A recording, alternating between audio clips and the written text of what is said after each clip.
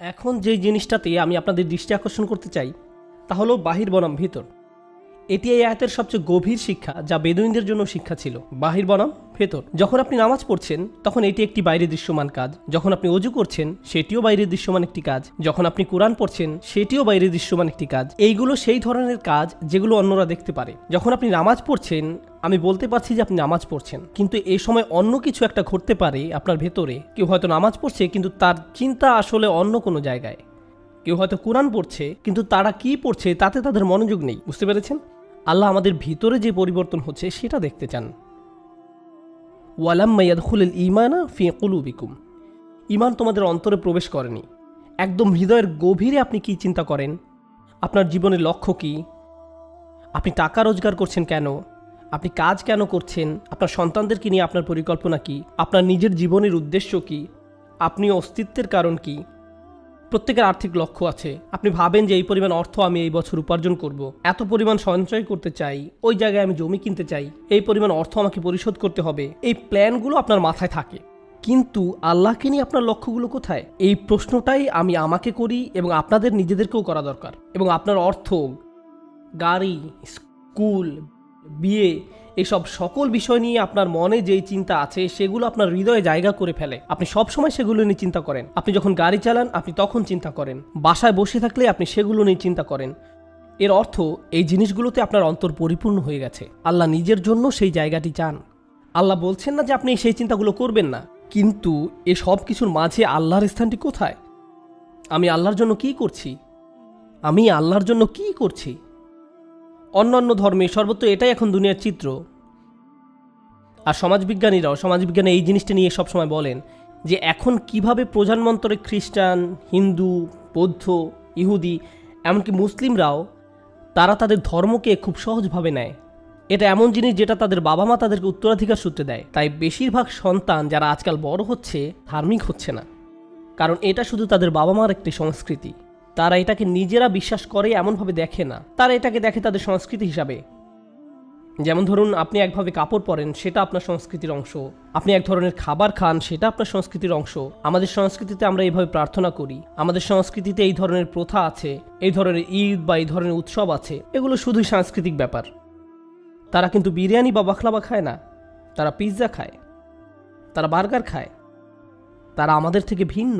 তাই তারা যখন পুরাতন সংস্কৃতি থেকে বের হয়ে যায়, অনেকেই সাথে সাথে পুরাতন ধর্ম থেকেও বের হয়ে যায়। এটা শেষ, কারণ পুরো ধর্মটা তাদের কাছে শুধুই সংস্কৃতি ছিল। এটা তাদের কাছে শুধু কতগুলো বাহ্যিক নিয়ম কানুনের সমষ্টি ছিল মাত্র। অন্তরের ভেতরে কি হচ্ছে তার সাথে ধর্মের কোনো যোগাযোগ নেই। এটা খুবই গুরুত্বপূর্ণ ব্যাপার, কারণ আপনি একটি পুরো মুসলিম প্রজন্ম ওইভাবে হারাতে পারেন। গত বছর আমি মেক্সিকোতে গিয়েছিলাম একদিনের জন্য, মেক্সিকো সিটিতে। আমি যখন সেখানে ছিলাম, যেটা বিশ্বের সবচেয়ে জনবহুল শহরগুলোর একটি, 38 মিলিয়ন লোকের বাস, আমার মোবাইলে হালাল দোকান খোঁজার অ্যাপস ছিল, যা দিয়ে আমি হালাল দোকান খুঁজছিলাম, কারণ সেখানে আমাকে আরও 6-7 ঘন্টা থাকতে হবে আমার স্ত্রী সহ। আমি 2টা রেস্টুরেন্ট পেলাম, তো আমরা একটা মরক্কান রেস্টুরেন্টে গেলাম। যাই হোক, আমরা গেলাম সেখানে। সেই মরক্কান ভাই এই রেস্টুরেন্টটি চালু করেন 1972 সালের দিকে। এটা তখন সেখানকার 2টা হালাল রেস্টুরেন্টের মাঝে একটা ছিল। এটি ছাড়া আরেকটা পাকিস্তানি রেস্টুরেন্ট আছে। তো আমরা কথা বলা শুরু করলাম। আমি প্রশ্ন করলাম, তুমি ব্যবসা করো কিভাবে, তোমার ক্রেতা কোথায়? পুরো শহরে যে জুমাটা হয় সেখানে মাত্র 2 থেকে 300 লোক আসে। মনে হয় 2টি মসজিদ আছে, সব মিলে 300 লোক হবে। এর মাঝে একটা মসজিদ হচ্ছে আবার একজন বয়স্কা মহিলার, যিনি মুসলিম হয়েছিলেন এবং তার বাড়িটা মসজিদ হিসাবে দান করে দিয়েছেন, এবং জুমার নামাজ সেখানেই হয়েছিল। আমি জিজ্ঞেস করলাম, এরাই কি সর্বমোট মুসলিম জনগোষ্ঠী? সে বলল, না, এরাই সব না। মূলত 1970 বা 80-র দিকে মেক্সিকো তার বর্ডার খুলে দিয়েছিল, কারণ তারা তাদের ইঞ্জিনিয়ারিংয়ে অনেক উন্নয়ন করতে চাচ্ছিল। তাই তারা তাদের বর্ডার খুলে দিয়েছিল। তখন সিরিয়া, জর্ডান, বাংলাদেশ, এরকম বিভিন্ন মুসলিম দেশ থেকে লোকজন আসলো সেখানে, লাখে লাখে লাখে লাখে। তারা বিভিন্ন ধরনের ইঞ্জিনিয়ারিং, মেকানিক্যাল, এই ধরনের টেকনিক্যাল কাজে সেখানে যোগ দিল। তো আমি জিজ্ঞেস করলাম, তারা সবাইকে আবার ফেরত গেছে? তারা সবাইকে আবার ফেরত চলে গেছে? সে বলল, না, তারা আছে, শুধু তাদের সন্তানরা আর মুসলিম নেই। তাদের সন্তানরা আর মুসলিম নেই। লাখে লাখে লোক, এবং মাত্র কয়েকশো লোক জুমা পড়ছে। এটা খুবই বাস্তব একটি ঘটনা। এই ধরনের ঘটনা ঘটে যখন আপনি শুধু আপনার কাজ নিয়ে চিন্তা করেন। আপনি টেবিলে খাবার সরবরাহ করেন, কিন্তু আপনি আপনার অন্তরের ক্ষুধা নিয়ে চিন্তাই করেন না। আমরা মুসলিম, আলহামদুলিল্লাহ, আর কি দরকার? শুনুন, আপনি হয়তো চিন্তা করছেন আপনার ক্যারিয়ার, আপনার সঞ্চয়, আপনার ভবিষ্যৎ নিয়ে, কিন্তু আমি একটা ভয়ানক কথা বলি যেটা নিয়ে আপনি আমাদের সবার চিন্তা করা উচিত। যখন আমরা আল্লাহর সামনে দাঁড়াবো, আমাদেরকে আল্লাহকে জবাব দিতে হবে। কেন লা ইলাহা ইল্লাল্লাহর যে উপহারটি আপনাকে দেয়া হয়েছিল, আমাকে দেয়া হয়েছিল, মুহাম্মদুর রাসূলুল্লাহ সাল্লাল্লাহু আলাইহি সাল্লামের যে উপহারটি দেয়া হয়েছিল আমাদেরকে, যেটা খুব সহজেই আমরা আমাদের সন্তানদের মনে গেঁথে দিতে পারতাম, তা কেন আমরা করতে ব্যর্থ হয়েছি? কারণ আমরা অন্য কাজে ব্যস্ত ছিলাম। অন্য কাজে এতই ব্যস্ত ছিলাম যে 2-1 প্রজন্মের মাঝেই লা ইলাহা ইল্লাল্লাহ বলার মতো আর কেউ থাকছে না। এই জন্য আল্লাহর কাছে আমাদেরকে জবাবদিহি করতে হবে। فطال عليهم الأمد فقست قلوبهم وكثير منهم فاسقون। আল্লাহ বলছেন তাদের উপর সুদীর্ঘকাল অতিক্রান্ত হয়েছে, অতঃপর তাদের অন্তরসমূহ কঠিন হয়ে গেছে এবং তাদের অধিকাংশই ফাসেক হয়ে গেছে। এই কারণেই আমি আপনাদের সাথে এই আয়াতটি শেয়ার করতে যাচ্ছিলাম। সবাই ভাবে তাদের পরিবার এগুলো থেকে নিরাপদ। কারো যদি এরকম চিন্তা করার অধিকার থেকে থাকে তাহলে সেটা হতো ইব্রাহিম আলাইহিসসালাম।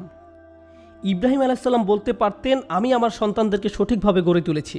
তার সন্তানরা আল্লাহর প্রতি সমর্পণের ক্ষেত্রে এতই অনুগত ছিল, افعل يا أبت افعل ما تؤمر।